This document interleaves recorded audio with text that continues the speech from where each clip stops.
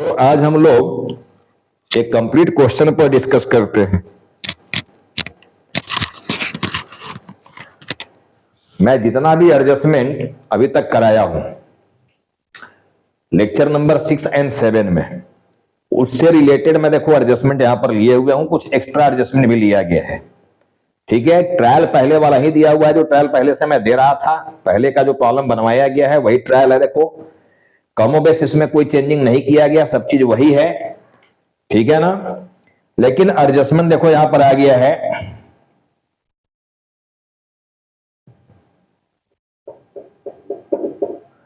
Adjustment यहां पर आया हुआ है, देखना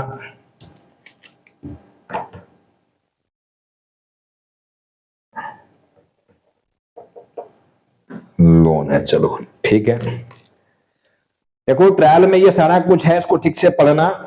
एडजस्टमेंट क्या क्या है मैं उस पर फोकस कर रहा हूं। देखो पहला एडजस्टमेंट यहां पर लिया गया है, goods withdrawn for personal use. Personal use के लिए गुड्स निकाला गया है 1000 रुपीज का। फिर है goods distributed as free sample rupees 2000, advertisement के नाम पर गुड्स को बांट दिए हो। तीसरा है goods given in charity, charity में दे दिए हो, दान में दे दिए हो 1000 रुपए का गुड्स। और चौथा है गुड्स लॉस्ट बाई फायर, ठीक है 5000 का, but claim accepted by insurance company only rupees 3000। Insurance company देखो यहां पर नहीं लिख पाए हैं, claim accepted only rupees 3000 by insurance company में कर दे रहा हूं, बाई इंश्योरेंस कंपनी। देखना गुड्स लॉस्ट हमारा 5000 रुपीज का हुआ है, लेकिन क्लेम इंश्योरेंस कंपनी जो एक्सेप्ट किया वो ओनली 3000 रुपीज का ये एक्सेप्ट किया गया क्लेम। देखना तो ये चार एडजस्टमेंट और चारों का संबंध देख रहे हो परचेज से है, यानी परचेज में चार एडजस्टमेंट तो यही दिख रहे हैं। ठीक है, और एक देखो परचेज रिटर्न जो होता है उसको भी परचेज से ही माइनस किया जाता है। तो प्रॉब्लम का एडजस्टमेंट पढ़ के ही पता चल जाता है कि किस आइटम्स पर कितने एडजस्टमेंट है, कौन कौन से एडजस्टमेंट है। मैं बोला था टिक लगा लेना जहां जहां एडजस्टमेंट है। देखो ये परचेज पर एडजस्टमेंट है, इसको टिक लगा दिए। ठीक है ना, और परचेज पर एक नहीं चार चार एडजस्टमेंट आए हुए हैं। पांचवा नंबर देखो आउटस्टैंडिंग सैलरी है, यानी सैलरी पर भी हम लोग यहां एडजस्टमेंट ले लिए हैं, आउटस्टैंडिंग सैलरी। प्रीपेड इंश्योरेंस दिया हुआ है 1000 रुपीज, यानी इंश्योरेंस में भी हमारा एडजस्टमेंट है देखो यहां पर। ठीक है ना, और फिर लिखा हुआ है चाहे depreciation on furniture 10% and building 20%, यानी फर्नीचर एंड बिल्डिंग पर भी तुम्हारा एडजस्टमेंट है। देखो यहां एडजस्टमेंट आया हुआ है। ठीक है, क्लोजिंग स्टॉक यहां नहीं लिया हुआ है, इसको अलग से हम लोग यहां पर देखेंगे। देखो 7 के बाद नंबर 8 यहां पर ले रहे हैं हम लोग, नंबर 8 क्लोजिंग स्टॉक जो है, ये क्लोजिंग स्टॉक हम लोगों का है 35,000 रुपए का, 35,000 का। तो एडजस्टमेंट नंबर 8 भी आ गया देखो क्लोजिंग स्टॉक। अब ये जो जो इंफॉर्मेशन पर हमारा एडजस्टमेंट है उसको हम लोग यहां टिक लगा लिया है देखो, और फॉर्मेट में बना लिया हूं। मैं बोलता हूं कि आमने एंड सामने, लेफ्ट पेज पर ट्रेडिंग पैनल बना देना और राइट पेज पर बैलेंस शीट बना लेना। ठीक है, आज देखो मैं ट्रेडिंग एंड पैनल कुछ अलग फॉर्मेट में बना रहा हूं। अभी तक ट्रेडिंग पैनल में एक सिंगल कॉलम का बना रहा था, देखो अमाउंट का सिंगल कॉलम था, लेकिन यहां अमाउंट का मैं डबल कॉलम लिया हूं डेबिट में, और डबल कॉलम मैं लिया हूं क्रेडिट में। ठीक है, बहुत सारे जो एक्स्ट्रा ऑर्डिनरी स्टूडेंट्स होते हैं, स्मार्ट ओवर तो बनना ही नहीं है, स्मार्ट, ठीक है, वो प्रॉब्लम को देखो ऐसे बनाएंगे। अब मैं क्यों दो कॉलम लिया हूं ये तुम्हें भी समझ में आएगा जब मैं प्रॉब्लम यहां बनाऊंगा। ठीक है, कि दो कॉलम क्यों लिया गया। तो कॉलम याद नहीं कर लेना है कि ट्रेडिंग पैनल में बस पर्टिकुलर अमाउंट चारों कॉलम बनता है। हम देखो यहां पर 6 बना दिए हैं, एकदम 100% सही होने वाला है। जिस टीचर के हाथ में जाएगा वो भी खुश हो जाएंगे कि कितना नीट एंड क्लीन बनाया है। अगर थोड़े से भी गौर करोगे मेरे पढ़ने वाले स्टूडेंट, तो मैं एक कॉलम किस चीज का बढ़ा दिया ये बात समझ में आ रहा है क्या। एडजस्टमेंट को एडजस्ट करने के नाम पर मैं कॉलम बढ़ा दिया। मैं देखो ये इनर कॉलम है, ये आउटर कॉलम है, फाइनल कॉलम ये है, आंसर यहां से निकाला जाएगा। ये कॉलम मैं केवल बढ़ा दिया हूं ऐड लेस करने के लिए, ताकि नीट एंड क्लीन सारा कुछ दिखे। ठीक है ना, तो इसको इनर कॉलम समझ लेना, इसको आउटर कॉलम समझ लेना। ये इनर कॉलम है, ये आउटर कॉलम है, आउटर कॉलम वाले से आंसर निकाला जाता है देखो। ठीक है, चलो, तो मैं एडजस्टमेंट की बात कर लिया कि कौन कौन से आइटम पर एडजस्टमेंट हैं, ठीक है ना। इस बार देखो इंफॉर्मेशन में हम लोगों के पास परचेज में कुछ ज्यादा ही एडजस्टमेंट आ गए हैं। बाई 2, ठीक है ना।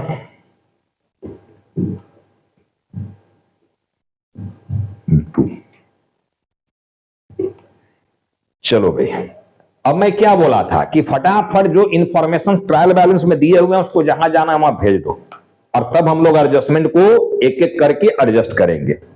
तो पहले ट्रायल के फटाफट आइटम देखो, हम लोग ट्रायल के आइटम को भेज रहे हैं। एक साइड पहले हम भेज रहे हैं डेबिट को। मैं बोला था डेबिट में केवल दो ही चीज रहेगा, या तो ई या A. E for expenses losses, A for assets. अगर एक्सपेंस है तो फिर पहचानना है डायरेक्ट है कि इनडायरेक्ट है, और एसेट है तो सीधा एसेट साइड में भेज देना है।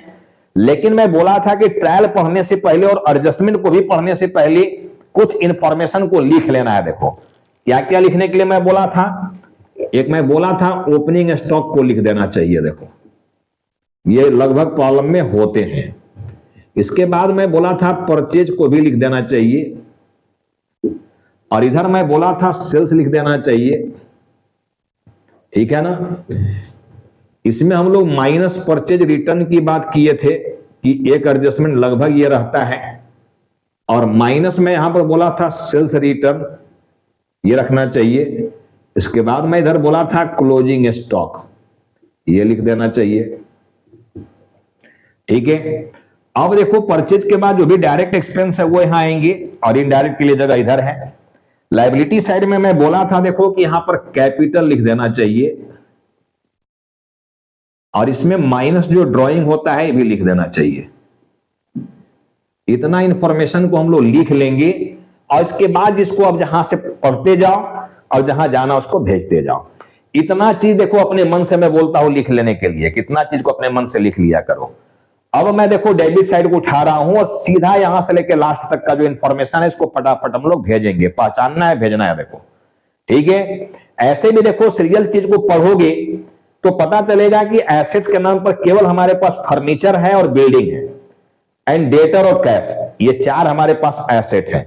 बाकी सब एक्सपेंस है, देखना है डायरेक्ट हो चाहे इनडायरेक्ट हो, तो ट्रेडिंग और पीएनएल में जाने वाले हैं। अब देखो ओपनिंग स्टॉक अपना दिया हुआ है 15,000 रुपया, 15,000। ये हम लोग आउटर में लिखेंगे क्योंकि इसमें कोई एडजस्टमेंट नहीं है, तो इसको हम लोग सीधा आउटर में भेज दिया, रखना बार कॉलम में। परचेज दिया हुआ है 32,000, और इसमें हम लोगों का एडजस्टमेंट आया हुआ है, तो 32 अंदर में रखेंगे। देखो अभी बाहर नहीं जाएगा ये। सेल्स रिटर्न दिया हुआ है 4,000 रुपया, देखो अंदर में रखेंगे इसको 4,000। ड्राइंग दिया हुआ देखो 5,000 रुपया, और ड्राइंग यहां लिखा हुआ है बैलेंस शीट में, यहां भेज दोगे 5,000 ड्राइंग को, ठीक है ना। चलो ड्राइंग के बाद अब यहां पर आया हुआ देखो वेजेज, कैरेज, ये दोनों डायरेक्ट नेचर के एक्सपेंस हैं और इनमें कोई एडजस्टमेंट नहीं है। तो हम लोग देखो यहां भेजेंगे वेजेज एंड कैरेज, और थोड़ा नीचे कर दें इसको,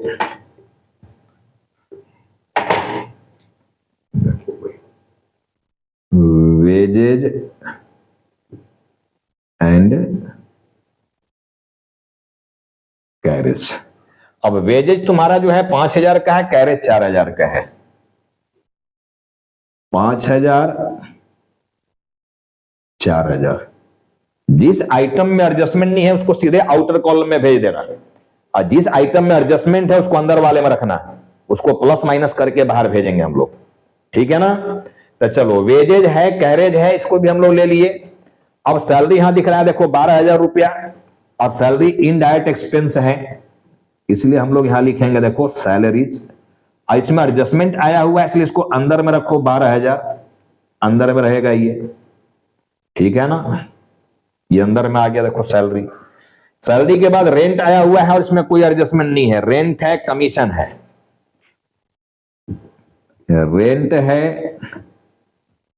एंड कमीशन है। देखो ये दोनों में एडजस्टमेंट नहीं है, रेंट का अमाउंट अपना दिया हुआ है 6,000 और कमीशन का 5,000।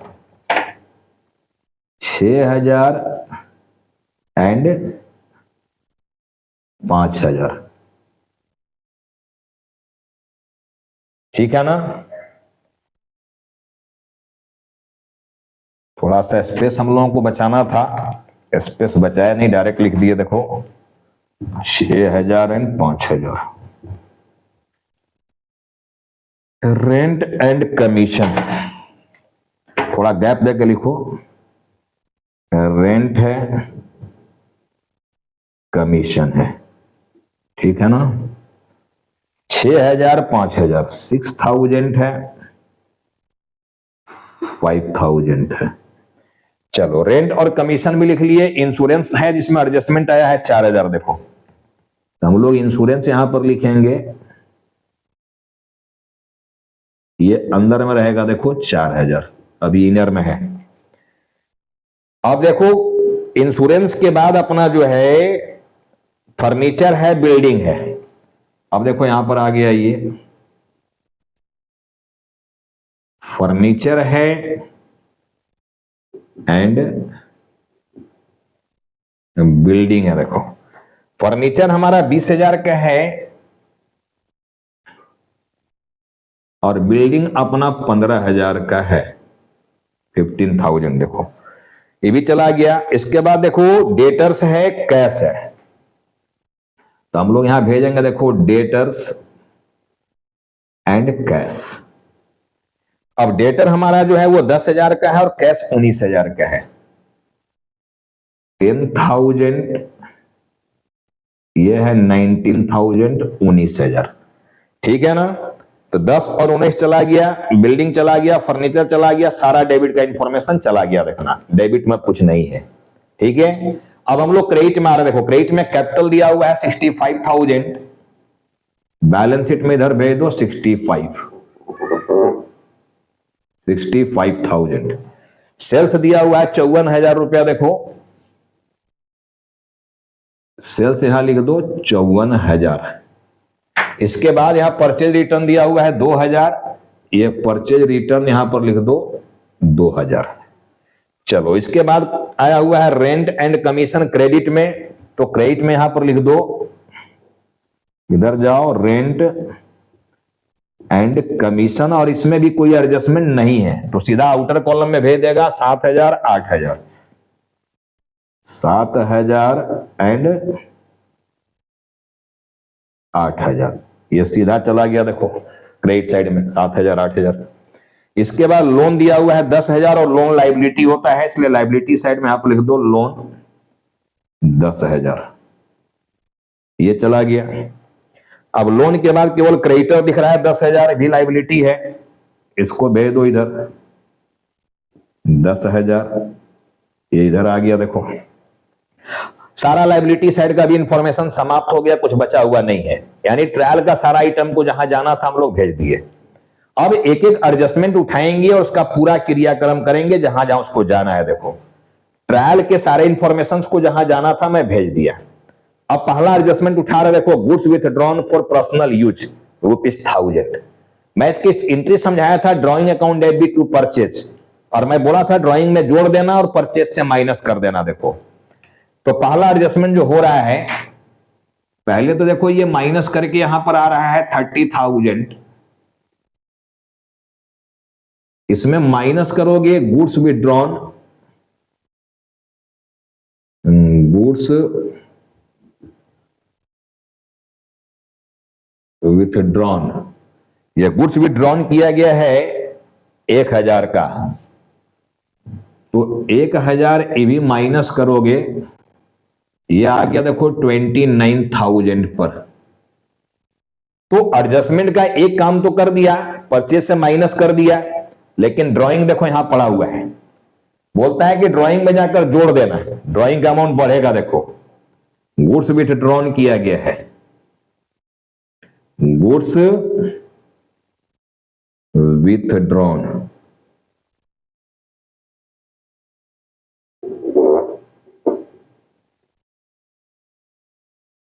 गुड्स विथड्रॉ किया गया है, कितने का? 1000 का। ये विड्रॉ है, देखना, गुड्स विड्रॉ, ठीक है ना। तो ये दोनों काम देखो हम कर दिए पहला एडजस्टमेंट का। अब दूसरा एडजस्टमेंट में क्या आया है? Goods distributed as free sample. तो इसकी एंट्री क्या समझाया गया था? Purchase account, advertisement account debit to purchase, पहला एंट्री समझाया गया था। यानी परचेज से देखो माइनस होगा, ये माइनस यहां पर करोगे, गुड्स डिस्ट्रीब्यूटेड या एडवर्टीजमेंट, जो भी लिखना चाहो लिखोगे। देखो गुड्स डिस्ट्रीब्यूटेड किया गया है कितने का? 2000 का, माइनस में देखो ये चला गया 2000 का फ्री सैंपल के रूप में, तो ये तुम्हारा आ गया 27 पर 27। अब ये 2000 और कहां जाएगा?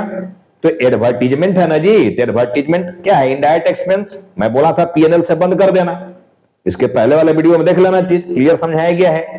तो यहां पर देखो आ जाएगा एडवर्टीजमेंट बोलकर, बाहर सीधा भेज देना है पर 2000, या गुड्स डिस्ट्रीब्यूटेड बोलकर भी लिख सकते हो, ये जान लेना, गुड्स डिस्ट्रीब्यूटेड बोलकर भी लिख सकते हैं।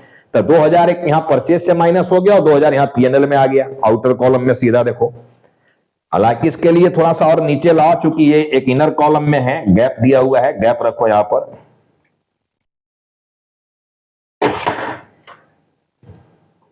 देखो यहां पर लिख दो एडवर्टीजमेंट, ठीक है ना, 2000 आउटर कॉलम में आ गया ये। चलो यहां पहुंच गए हम लोग।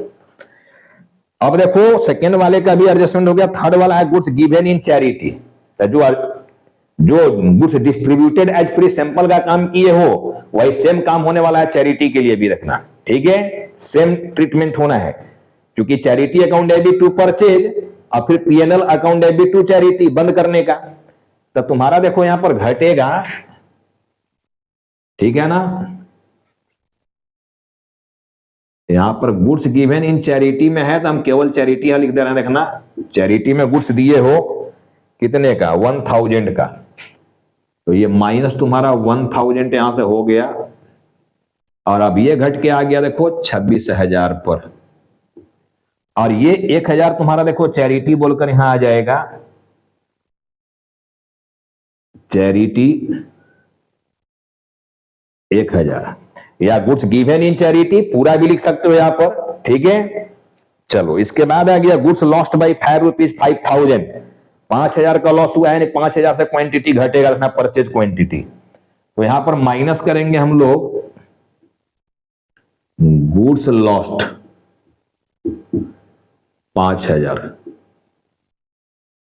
और ये 5000 माइनस कर दोगे तो अब ये 21,000 बाहर आ जाएगा। देखो 21,526, ठीक है, 21,000 तुम्हारा बाहर चला गया, क्योंकि अब गुड्स से रिलेटेड कोई एडजस्टमेंट नहीं है। लेकिन क्या है? क्लेम एक्सेप्टेड ₹3000, क्लेम केवल 3000 का एक्सेप्ट किया इंश्योरेंस कंपनी। तो इंश्योरेंस कंपनी जितना एक्सेप्ट किया हुआ एसेट है मेरा, क्योंकि उससे लेना है, तो हम लोग देखो यहां लिखेंगे इंश्योरेंस कंपनी, इंश्योरेंस कंपनी बोलकर हम लोग लिखेंगे यहां पर ₹3000, 3000। अब आउट ऑफ 5000 3000 ही एक्सेप्ट किया गया है, तो 2000 मेरा कंफर्म लॉस है, ठीक है। अब कंफर्म लॉस तो मिलने वाला है नहीं, तो पीएनएल में भेजकर क्लोज कर दिया जाएगा। तो यहां लिखोगे गुड्स लॉस्ट, गुड्स लॉस्ट जो है ये आउटर में भेज देगा ₹2000, ये आउटर में चला गया, देखो ये आउटर में गया, ठीक है ना। 3 जगह देखो चला गया, एक तो यहां माइनस हो गया 5000 से, 3000 देखो इंश्योरेंस कंपनी यहां आ गया एसेट साइड में, और 2000 का कंफर्म लॉस ये पीएनएल में आ गया। 3 जगह अभी मैं समझाया था, ठीक है। तो चलो हमारा एडजस्टमेंट नंबर 4 का भी काम हो गया। 4 एडजस्टमेंट हम लोग यहां देख लिए। अब 5वां एडजस्टमेंट है आउटस्टैंडिंग सैलरी। तो सैलरी में क्या करते हो? आउटस्टैंडिंग को ऐड करते हो।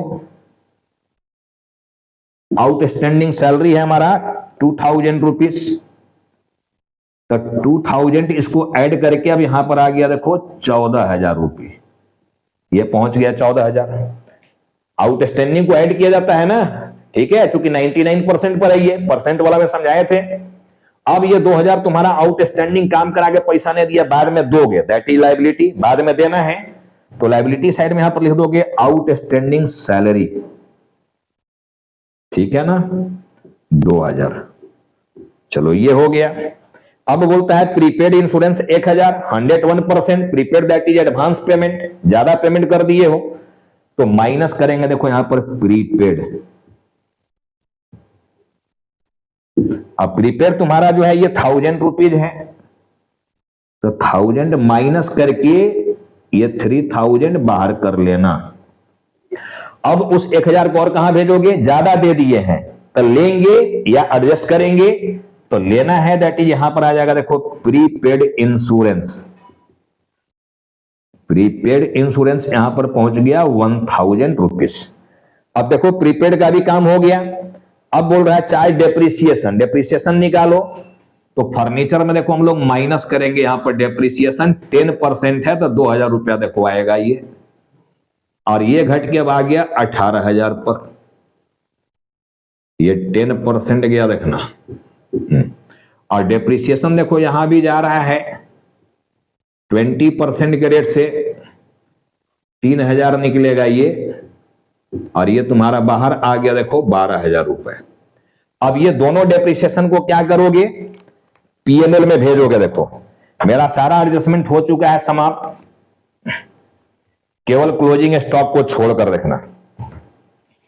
क्लोजिंग स्टॉक 35000 रुपया है, मिटा रहा हूं चूंकि जगह नहीं है यहां पर, देखना क्लोजिंग स्टॉक 35000 है, इसको मैं डायरेक्ट यहां लिख दे रहा हूं, देखना 35000, ये डायरेक्ट यहां लिख दे रहा है 35, ठीक है ना। और क्लोजिंग स्टॉक देखो इधर भी आता है एसेट साइड में, क्योंकि बचा हुआ माल अपना एसेट्स ही है, तो 35000 देखो यहां भी आ गया, ठीक है। अब चलो डेप्रिसिएशन हम लोग क्या किए, डेप्रिसिएशन यहां पर माइनस कर दिया, लेकिन ये इनडायरेक्ट एक्सपेंस है, तो पीएनएल अकाउंट में आएगा, देखो यहां पर डेप्रिसिएशन ऑन, देखो ये आएगा depreciation on dash furniture building. Furniture पर है हमारा कितना 2000, और बिल्डिंग पर कितना है 3000, और टोटल देखो हमारा ये आ गया 5000।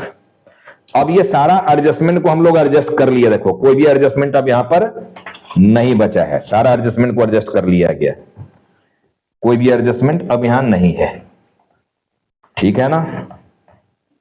ये सारा एडजस्टमेंट को एडजस्ट कर दिया गया। अब यहां पर बैलेंस करके प्रॉफिट लॉस निकालना है। देखो 50 में 4, 54 में 4 घटाओ तो आ गया 50,000, 50,000 यहां घटा के हम लोग बाहर कर ही दिया इसको।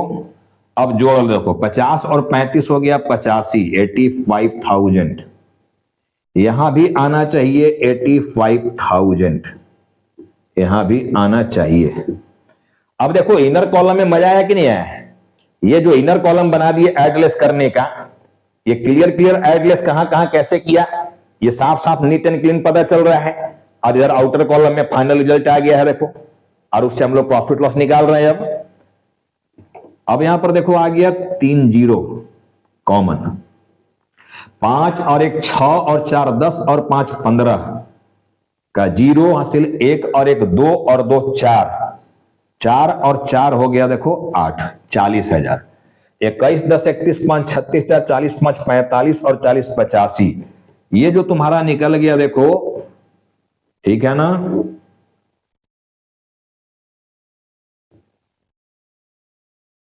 ये निकल गया 40,000 gross profit,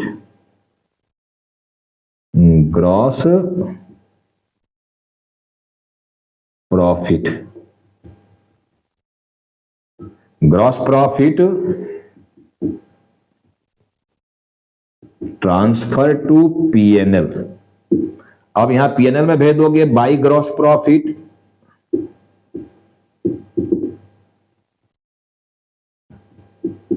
transfer from trading. अब ये ट्रेडिंग से निकल कर आ रहा देखो 40,000 रुपया, ये आया हुआ है देखो। तो हमारा ग्रॉस प्रॉफिट यहां पर देखो निकल कर आ गया 40। अब यहां निकालना हम लोग को नेट प्रॉफिट या नेट लॉस, जो भी आएगा देखो, नेट प्रॉफिट या नेट लॉस। 14, 6, 20, 5, 25, 3, 28, 2, 30, 31 और 2, 33 और 5, 38। टोटल 38 के ही दिख रहा है डेबिट में, उधर ज्यादा अमाउंट दिख रहा है देखो। 47, 3, 50 और 5, 55। ठीक है ना, ये 55,000 इधर का टोटल दिख रहा है तुम्हारा, देखना 3 जीरो हो गया। 8, 7, 15 के 5 हासिल, 1 और 4, 5, 55,000। इधर भी आना चाहिए देखो 55,000, 55,000।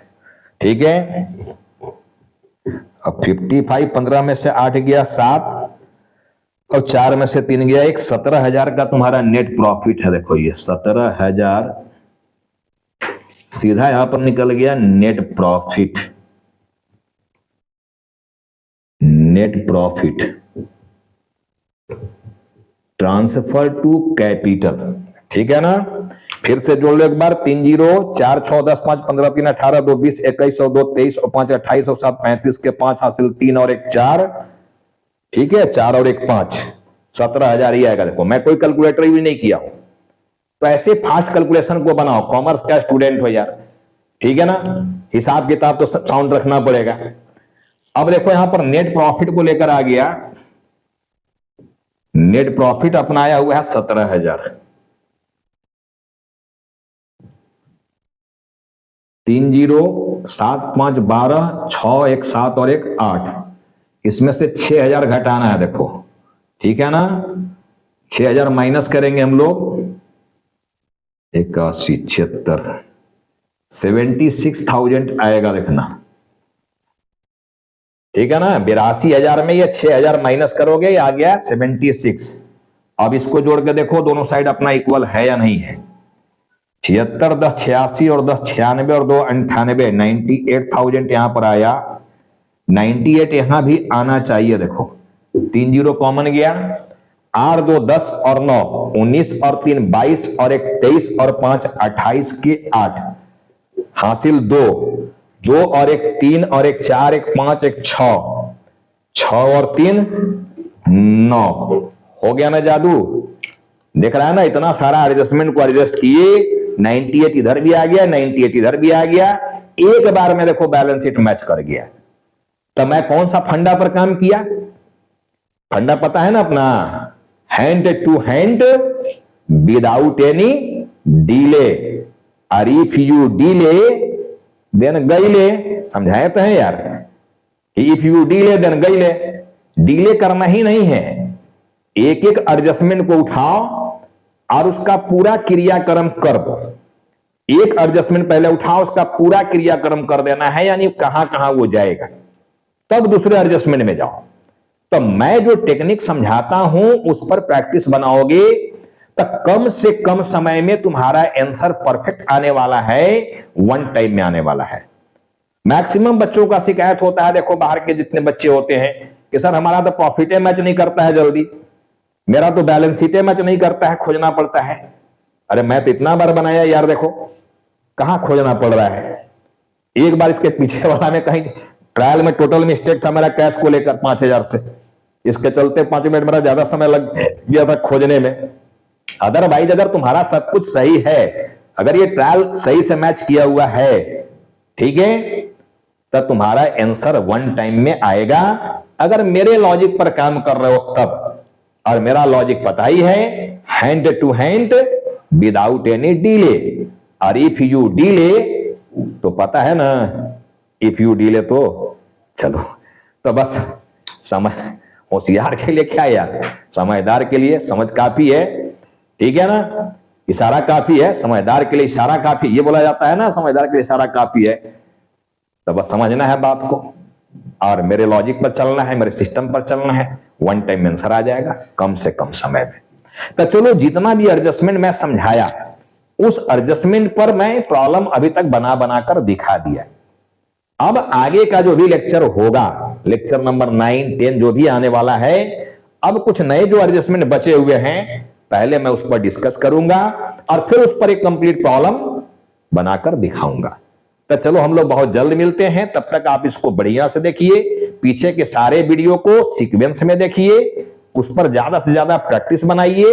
किताब जो भी रखे हो रेफरेंस बुक, चाहे वो एनसीईआरटी रखे हो, टीएस ग्रेवाल रखे हो, डीके गोयल रखे हो, कोई स्टेट बोर्ड के अपने अपने किताब चल रहे हो, एसके सिंह है या कुछ और भी लोग हैं, ठीक है, तो वो सबको भी देख सकते हो। देख रहे हो अगर तो, जो भी टीचर बोलते हैं, मैं तो कुछ करता नहीं हूं, कोई किताब उताब से मतलब होता नहीं मुझे, देख ही रहे हो कि मैं खुद लिखता पढ़ता हूं, थ्योरी मेरा खुद का होता है, प्रॉब्लम खुद का होता है, सब कुछ खुद का होता है। ये समझ गया तो दुनिया का सब राइटर किताब समझ गया। जब यही नहीं समझा मेरा बात, तो फिर ढूंढते रहो उधर किताब में। समझ गया ना? तो जिसका भी बुक पढ़ना है आप पढ़ते रहिए, कोई दिक्कत नहीं है, ठीक है। सारा प्रॉब्लम बनना चाहिए अगर आप इसको ठीक से प्रैक्टिस कर रहे हो तो चलो हम लोग बहुत जल्द मिलेंगे इसके आगे की क्लास में।